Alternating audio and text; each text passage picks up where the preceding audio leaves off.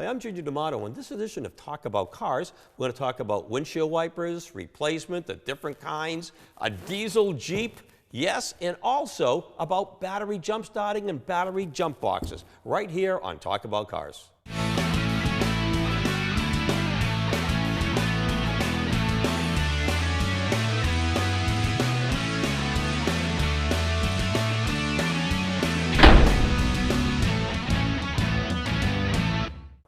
You know, one thing all cars have are batteries. The same thing with a little electric tools now, cordless lights, just about everything out there, even the cameras that we're using, run on batteries. Remember the old days when you had a car that needed a jump start? You'd use the battery cables.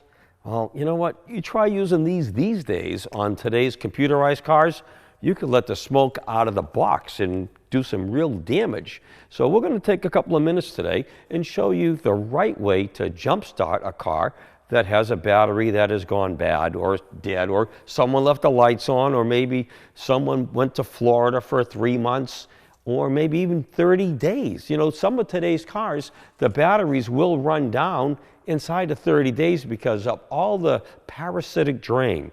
Parasitic drain is what the car has in it to run the computer, the clock, the alarm system, and just about everything else that's in that car that's electronic. Remember, when you shut your car off on today's cars, you're shutting the car off, but yet there's a lot of what they call keep alive memory. When it comes to jump starting cars today, a lot of the tow trucks, a lot of the affiliations, whether it be AAA or any of the Sam's Clubs, those guys in those tow trucks have what they call a battery jump box, which is like right here. This one here is, we've had this since 2006, and it is now showing its age and it's getting tired. The best way to start the car or jump it is, this is your positive cable. This you want to put at the battery itself, the battery cable. The negative side, which is right here, will go to the engine block or a good ground if possible, as far away from the battery as you can get it. And if you have a problem where you have to get to the battery, well, this will be the last connection you make. But you really want to try to get it to a connection on the engine versus going right to the battery. And by the way, some of these battery jump boxes have an on and off switch. This is an old one, it does not. This has a little button here that you push and it will actually show you if the battery in the jump box is up to snuff and fully charged. And these have come a long way over the past 4 or 5 years. In fact, for today's market, we have something here called Powerall. It's made by a company that makes these little battery jump boxes now. And what's happened is it comes in its own little package. Okay, folks, this little guy can almost replace this big guy. And how is that done? It's done by, here are the battery cables it comes with, and it plugs into here, and guess what? This will actually start a couple of vehicles. Is it going to start the big old diesel truck? No. It can also power up accessories like things for your telephone, iPads, and things of that nature. It comes as a kit. It's roughly $75 to $100, and this little guy will really power up a car that needs a jump start. It's done very easily. All you do is you flip this back a little bit, and I know you don't believe it, but a lot of people got this thing for Christmas, and it does work. We've actually tested it. And all you do is take this over. On this particular thing, you do have to connect it to the battery because the cables aren't long enough. This is the first or second generation. The new generations of these little battery jumpers have really come a long way. There's an internal fuse in here in case you put it on backwards or in case you forget to disconnect it once the car is started. Once you have started a car with a dead battery with this here, they want you to remove this within 15 seconds or so, or else you'll end up burning up this internal fuse. How do you recharge this? Glad you asked. You just plug this right in the wall at your house, or once you get the car up and running, you plug this into the cigarette lighter. No, this isn't like the stuff you saw on television years ago, where you take a little thing like this and you plug it into the cigarette lighter, it jumps out of the car. No, that won't work. But this will recharge this as you go. You say you need a light in the house as well? Well, if something goes wrong in the house and you need to have the lights on, this has a little light in here, and it also has a little strobe light to give you a little warning. And again, this is a first or second generation. They have come a long way in the past year alone. We've had this about a year. We used it about a half a dozen times, and it works out really well. If we take a look at some of the different batteries that we have, again, this is a battery jump box, and this is the battery that's in that. This happens to be for a lawnmower, tractor, or a generator. As you can see the size of it. And this battery here is a battery that fits in most cars. You know, batteries, again, all cars have them. Have we ever wondered what's inside them? I'm glad you asked. Our friends at AAA have a demo battery that they were kind enough to give us, and this is an old lead acid battery. Where are the caps? Well, the caps are right here. They come off as a one little plastic partition. What's inside? Good question. Let's open it up and take a look. Thank you, AAA. Okay, what they have here are areas where the cells are. So you have 2, 4, 6, 8, 10, 12. That's where we get our 12 volts. About 2.2 volts per cell area, which gives us about a total of 12.8, 14.6, whatever it might be. Even though you take 2 times 6 is 12, so there's a little bit more than 2 volts basically per cell area that we have. What's in there? Oh, our friends at AAA really helped us out. This is what is in there. We have some insulators and we have some lead packs. And what happens is these fit into the battery. It goes like this. And again, these are all interlocking together and it works pretty well. We've seen all kinds of prices for batteries. You can buy a battery for $39.95, $49.95, all the way up to now, they're over $300 for the glass mat technology and the dry cell batteries. So let's go back to the regular lead acid battery, because that's what a lot of us still have in our cars. What makes the difference in price? Well, the amount of plates and the amount of available cold cranking amperage. That's what makes a difference. So if your car came with a battery, let's say that has 500 or 600 cold cranking amps, you certainly don't want to replace it with a battery that would be much smaller, like a lawnmower style battery or a snowblower battery. You can see the difference. These cost, this one here is probably about $65, maybe 60 bucks. This one here is probably up around 100. Because of the difference in size and manufacturing costs and things like that nature. Could we put this battery into this car that this battery would go into? Probably not. It wouldn't start it. It's not a large enough battery. It doesn't have enough cold cranking amps or reserve power either. Okay, so let's get back to the batteries. Some of the newer cars today, such as BMW and some of the Mercedes, can you and I change the battery in the car? Well, we can certainly change the battery, but do you realize that a lot of the batteries that are put in today's cars may not be exactly the size and the type and the amount of power that came out of it? Some of those cars need to have the computer reprogrammed for the replacement battery. So be aware, be very, very careful before you go ahead and go into this. Anytime you're working with a battery, or let's say you did, again, have to jump start the battery, you want to grab a rag, wet it with water, and put it over the area where the battery acid fumes can come out of. So you take this like this, and this would be a wet rag, and you would put it over there. That way there, in case you had a spark, you wouldn't, poof, go up in smoke, because these batteries have been known to explode.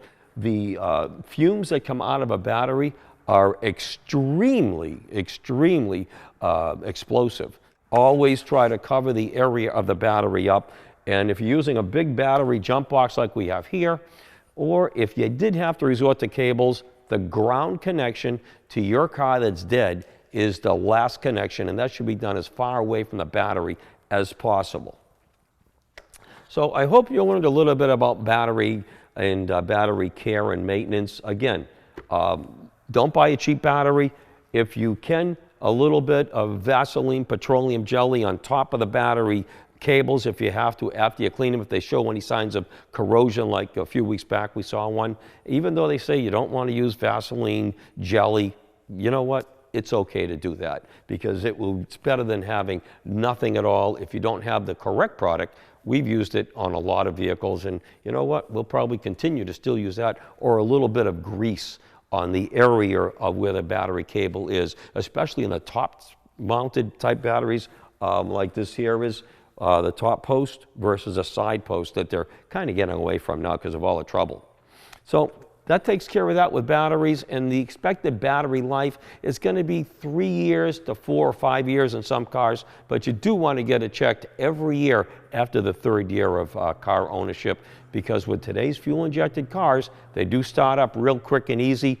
But again, if there was ever a problem with the lights being left on for a little bit, or your son, daughter, or yourself want to play the radio, or you leave the lights on, and all of a sudden you find the battery is not holding charge or needs to be jumped, it's probably time to think about, if not checking or replacing that battery, it's probably in need of replacement.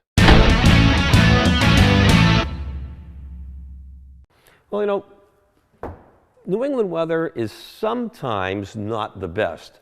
We sometimes have rain, we sometimes have snow, slush and ice, all that kind of stuff. So when it comes to our windshield and windshield wipers, what are we supposed to do?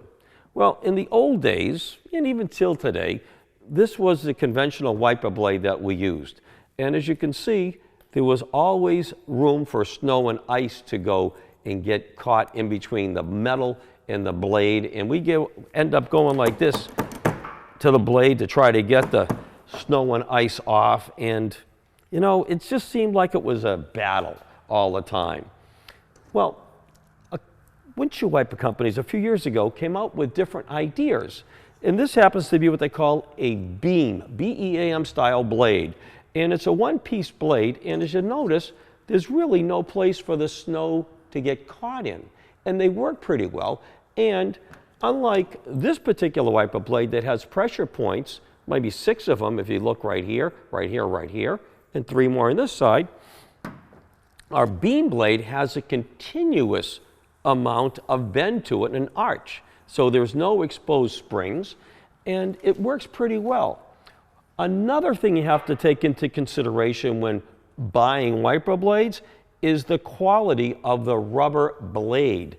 Not the actual blade itself, but the wiping blade. Some of them have a real high amount of silicone built into them, and some of them are just cheesy blades, and as it goes up and down the window, it'll chatter. Have you ever had the chattering sound? Yeah, we can do something about that. It's really scientific. But what you want to buy is, when it comes to wiper blades, you want to buy a good wiper blade. Let's face it, you can buy wiper blades for $3, you can buy wiper blades for $23. Which one should you settle on? The average cost of a good wiper blade is going to be anywhere between $12 and $18, depending on the size. And you'll probably notice that the driver's side wiper blade on most cars is always 3 to 8 inches larger than that of the passenger side blade. Why? Because the car manufacturers want you to have a better vision for the driver, a better sweep, if you will, of the wiper blade. Okay, so now you've replaced your wiper blades, and as the wiper blade is going up, you get the chattering sound. Yeah, well, space age discovery to get rid of that, like airplanes, it's the angle of the attack of the wiper blade on the window. Let's say that your wiper blade is going up and it's chattering. Well, that means that the actual blade is not positioned right, and we'll dramatize a little bit. So the wiper blade is like this, and you can actually hear the noise. But when it's going with the electronic motor, it chatters going up. So to best relieve that. We just need to change the angle of the blade. So again, our wiper blade is making noise like this, going up. We just take a small space-age little piece of adjustable wrench like this. We put it to the tip of the arm, and we just make a little bend. So what we're doing is we're changing the angle of the wiper blade. So the wiper blade now is not bent up like this, it's more like this, so it'll be smooth. And if it was making the noise coming down, like this here, we would just have to, again, just make the bend the other way in the blade. And you don't need to bend this arm a whole lot, and you certainly don't do it down at the base. You do it as far or as close as possible to the wiper blade, as far away from the base of the wiper arm as possible. So we'll go right here, and we would just take it and bend it just enough, just like all you need. If you take it and you bend it all the way, oops, there goes the $35 wiper arm. So again, we can get rid of this noise.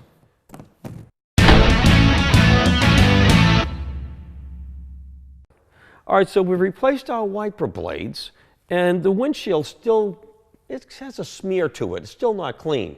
So what do? We brought the wiper blades back, and we explained to the clerk that we think we have a defective set of wiper blades, and the clerk said, "Really? What's wrong?" I said, "Well, the wipers are not cleaning the windshield.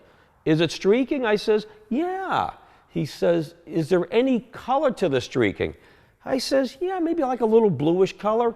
He says, "You have a film or some chemical is on the windshield. So before you put another new set of wiper blades on the car, you want to make sure that you clean the windshield." They do have polishes that are available in a lot of automotive stores to remove and actually polish the windshield. They do not advise using like car wax or car compounds, but there are glass cleaners like ammonia, and use a paper towel or even a newspaper to make sure that you get all the film off the windshield. Now once you've done that, you lift the wiper blade up, and you can actually clean the rubber in the wiper blade here.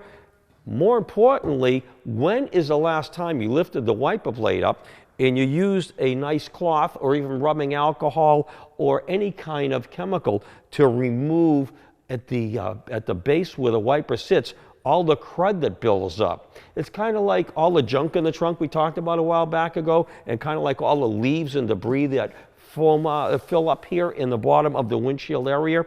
The same thing holds true here. If I wipe my hand on the bottom of this windshield like this, it comes out with a lot of grit. And the grit and the film are what ruin the wiper blade here, and also bring the film onto the windshield. So just because you're changing your wiper blades doesn't mean you shouldn't take a moment and take care of the windshield. One last tip for you: when it does snow or it's going to be freezing out and there's rain coming down, it's going to freeze up overnight, take the windshield wiper arm and lift it up, each one of them. That way the next morning when you start the car up, your windshield wipers aren't going to be on, and it's not going to be locked onto the ice. One last tip: when you start the car up, you put the heat on first. Let the car warm up a bit before you crank the defroster. That way you have less of a chance of cracking the windshield. And if your windshield has a small stone crack in it, there are companies out there, or if you're a do-it-yourselfer, some of the large auto parts stores have a little bit of, let's say, liquid glue that actually works. It's called a resin that will help prevent that little chip or that little rock spot from growing. But between the cold weather, the freezing temperatures, and the inside of the car being warm, there's a good chance that that windshield is going to crack even more. And if you have insurance, check with your insurance company to see if you're covered, because if you do have coverage, 99% of the time, the windshield replacement will be free.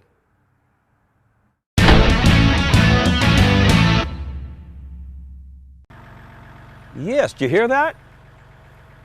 That's the sound of a diesel. It's a Jeep Grand Cherokee for 2015, and it is a great vehicle. Where's the engine come from? How about Fiat? Yes, from Italy. A V6 engine with lots of power, and get a load of this, you ready? 28 miles per gallon on average is what we've been getting with this vehicle. They've done a great job with this 2015 Grand Cherokee Overland. It's one of the top of the line vehicles. Is it for me? Well, it could be, but I'm an SR8 kind of guy. SR8, yeah. Street racing development, yeah, that's kind of what I like. The big V8s that go vroom, vroom. But if you need to have a dependable vehicle to pull your boat trailer, camper trailer, or whatever, and you do a lot of driving, the little Fiat V6 diesel that's in this Jeep will work wonders for you any day of the week. And speaking about starting when it's cold up in the morning, we've had some pretty cold mornings this past couple of weeks. And we've had the vehicle a couple of weeks, and it doesn't make any difference what time of the day it is, how cold it is. From in the house, I just pushed a little button, the remote car starter that is factory, and guess what? Within minutes, the vehicle is really toasty warm, including the steering wheel and the heated seats. They come on automatically when the temperature is below like 40 degrees when you push the little magic remote button. There's plenty of storage in our back of our Jeep, and the seats fold down flat for a whole lot of extra. And, you know, what do you do about opening or closing the tailgate? A remote button here, or there's another remote button right in here that you can use, and the tailgate will shut down. Pretty amazing what they've done. This is our 2015 Jeep, and again, it does have the diesel engine in it, which I have running so you can hear it. You pull off the plastic cover and everything is really accessible. A great job of putting this together, all aluminum, and again, very easy to service, and it comes with a real long warranty as well. Put the cover back on, just push it down, and pretty much that's it. All the fluids, everything you have to check, from the windshield washer to the radiator to the engine oil, everything is within reach, so you don't have to go crazy trying to get service when you need to service it. They did a real nice job putting this thing together. You take the word Jeep, it's a four-letter word. Snow, four-letter word. Sand, S-A-N-D, four-letter word. You put them all together, and what do you have? Off-roading, lousy weather conditions, or just fun. Our Jeep Grand Cherokee, you can do any and all of the above, and pulling it to four-wheel drive? I don't think so. Right here on the console, there is a button, and we have it in automatic right now. You can go into sand, snow, off-roading, or if you want to go rock climbing, you got it. And you can take this thing to the Rubicon if you want and have a ball with it, and it's all automatic. The other feature about this vehicle is we can raise it up or we can let it down. I have it on the automatic lower setting because it's much easier to get in and out of, but with just a push of a button, we can raise this Jeep up probably 5 inches or so, and with a push of a button back down, it'll come right back down. Okay, I have an extension cord here. What am I gonna do with it? I'm gonna plug it right in to the 115 watt outlet that's right in the console. Now, you're not gonna, use a portable heater or anything like that, but you can use it for lighting. Maybe you have to charge your shaver. Maybe you have to charge your cell phone and you don't have the cigarette lighter adapter. And by the way, when you unplug it, you just take it and you shut the connector, the cover, and you have heated seats for the back. Both outboard passengers can have heated seats. Well, if you look at the side of the seat right here, you'll see it has audio inputs and an HD import for whatever you want to plug in. In the back of the seats, you have a little monitor for each one of the rear passengers. You look at our display screen, we have a setting for radio, we have a meteor, in case you want to plug something in, a disc or whatever. The control is my favorite part. Heated seat is on and steering wheel is on. We don't need ventilated seats because that's for the warmer weather. And for the passenger, the same holds true.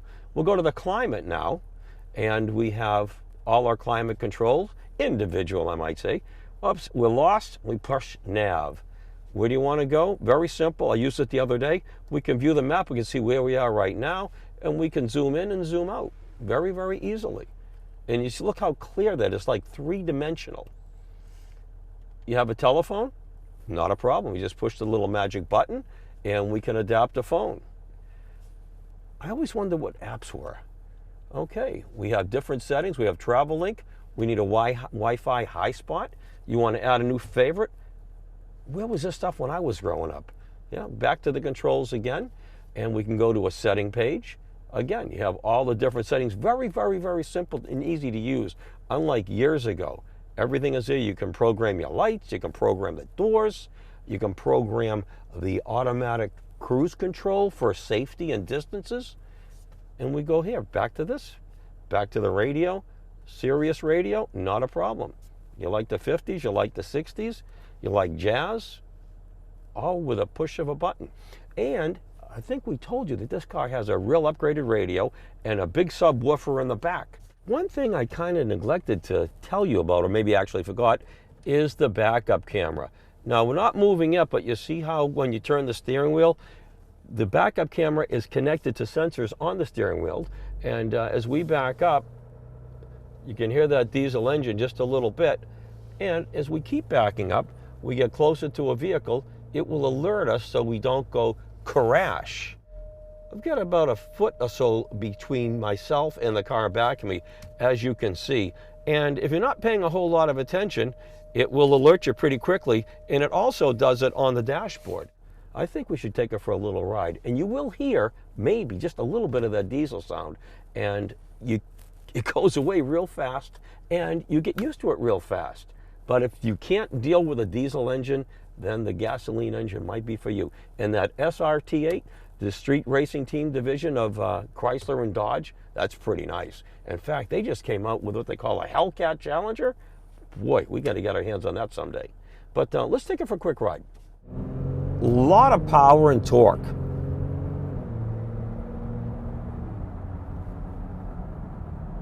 And we can just go right through all the gears automatically, or if we want, we can actually shift into a manual mode. We have it in a sport mode now, and we can take our little fingers and you can actually feel and hear it shift as we move through the gears. 8-speed transmissions are more the norm than they're not, and they're coming in just about every vehicle, and you can shift them from the steering wheel, or you can shift them right here from the electronic shifter on the floor. One thing I do miss on this car that Chrysler had and Dodge had for a while, and Jeeps as well, they had heated and cooled cup holders. Didn't see it on this vehicle. Maybe it's still an option. We have to check on that. But it was amazing driving up to New Hampshire on a hot day with a cold beverage in the cooled cup holder. Or on a hot day, or a cold day rather, you'd have the coffee or tea or hot chocolate staying warm all the way. And they did work. But we're going to settle now for probably about 12 regular cup holders in this vehicle. And right here on the center console is where the heated and cooled cup holders used to be located. I don't see them there anymore. And boy, do I miss them. As you can see, the vehicle is very smooth. There's that little diesel engine noise that, again, it kind of goes away as you drive. But when you initially take off from a dead stop, you can hear it. You start it in the morning, you can hear it. Pretty cool, isn't it? Yeah. Hey, there's one thing that Chrysler and Jeep have had for a while, and Dodges. They have all the steering wheel controls here, but in back, where my fingers are right here, which we'll point out to you, we can raise and lower the volume of the radio, audio system, and we can change stations. We can change from AM, FM to Sirius radio, all with pushing the buttons in back of the steering wheel. I've only seen that available on Chrysler products. They may have a patent on it, but boy, the first time I remember that was in 1999 on the Plymouth Prowlers. So there you have our 2015 Grand Cherokee diesel. Yes, we'd love to get that SRT8 again. But you know, for an all-around vehicle, for practical purposes, you want to tow something, you don't want to tow something, you're doing a lot of driving, a little driving, no more is the diesel just made for highway usage. This is a nice multi-purpose, all-around vehicle that gets the job done in style. I'm Junior D'Amato.